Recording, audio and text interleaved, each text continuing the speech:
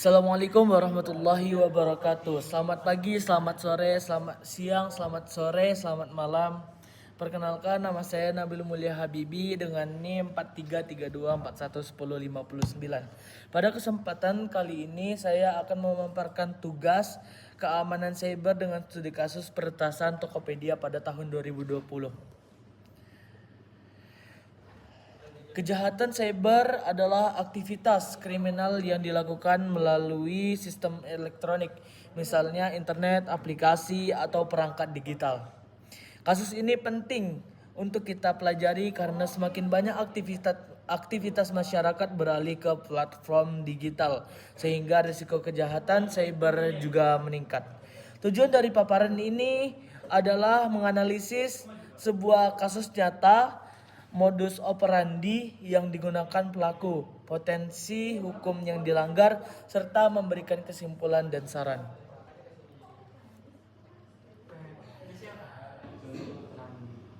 Pada bulan Mei 2020 terjadi peretasan besar terhadap Tokopedia, salah satu marketplace terbesar di Indonesia. Hacker berhasil membocor sekitar 91 juta data akun pengguna, dan data tersebut mencakup nama, email, nomor HP, serta password yang telah dihash.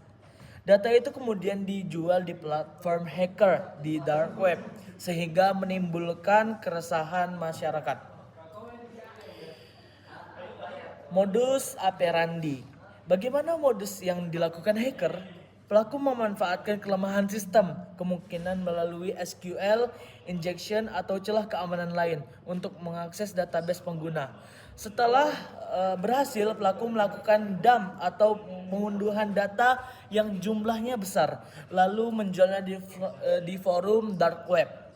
Motivasi utama pelaku itu adalah keuntungan finansial. Potensi hukum yang dilanggar.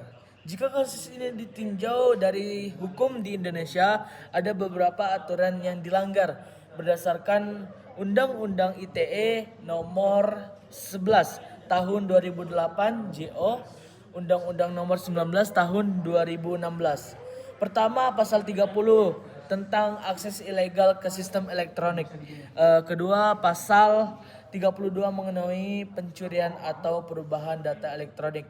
Dan ketiga, pasal 46 yang mengatur sanksi pidana dengan hukuman penjara maksimal 8 tahun dan denda kurang lebih hingga 800 juta rupiah. Lalu apa sih dampak dari kasus yang kita angkat pada kali ini? Kasus ini berdampak luas bagi pengguna. Risiko terbesar adalah phishing, spam, dan penipuan yang memanfaatkan data pribadi seseorang. Bagi perusahaan, reputasi Tokopedia pun menurun dan tingkat kepercayaan pengguna berkurang. Secara nasional, kasus ini menunjukkan lemahnya perlindungan data pribadi di Indonesia.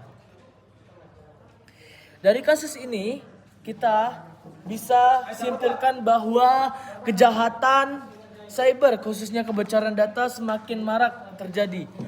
Perlindungan data pribadi menjadi sangat penting, baik untuk pengguna maupun perusahaan. Selain itu, regulasi dan penegakan hukum perlu dilakukan secara lebih konsisten.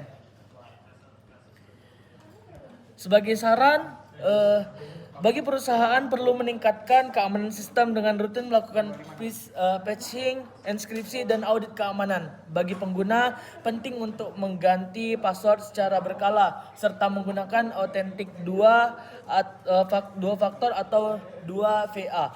Bagi pemerintah perlu memperkuat regulasi melalui Undang-Undang Perlindungan Data Pribadi yang sudah disahkan dan menegakkan secara tegas. Sebagai penutup, demikian paparan dari saya mengenai studi kasus peretasan Tokopedia. Semoga bermanfaat dan menambah kesadaran kita tentang pentingnya keamanan data pribadi. Terima kasih. Wassalamualaikum warahmatullahi wabarakatuh.